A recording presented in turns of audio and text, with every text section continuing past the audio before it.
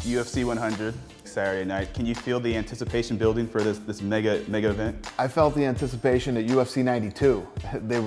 Fans were coming up to me asking me about 100, who was going to fight, what's it going to be, what special things are we going to do for 100. You know, the fans have been pumped up for this for a long time, so yeah, I feel it. We knew we had to put something special together, and some things just fell into place. Like Mir and Lesnar was supposed to happen last month. It ended up getting changed, so we put it on this card. It's called Making History. How did you come up with the title of UFC 100, Making History?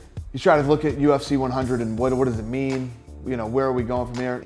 The way we look at 100 is a milestone for us. It's our 100th pay-per-view, our 100th big fight, but it's just the beginning. 100 is just the beginning for us. Let's talk a little bit about yourself. What do you like doing outside of the UFC? You want to hear how pathetic this is? I have no hobbies or interests outside of the UFC. This is all I do is work.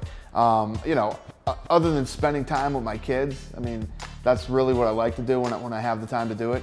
But other than that, man, this is all we do. It's so sick and so twisted. You know, Lorenzo and I live next to each other right now.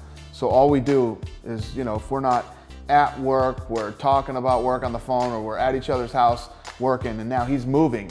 And we're talking about me moving because he's moving so that we still live. That's how sick this is. Right now, you're at the top of the MMA world. Why do you keep doing this? I mean, you could easily retire and relax and chill, but why do you keep coming back to UFC and keep doing it? When you talk about retiring to me is you're done. You've done everything that you could accomplish.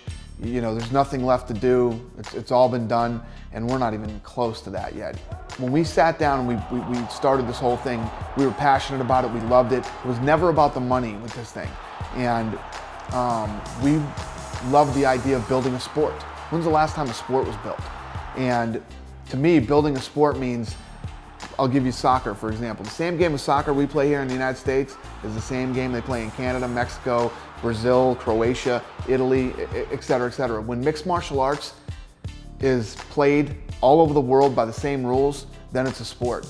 And then maybe that's my goal. So when I've accomplished that, maybe that's the end for me.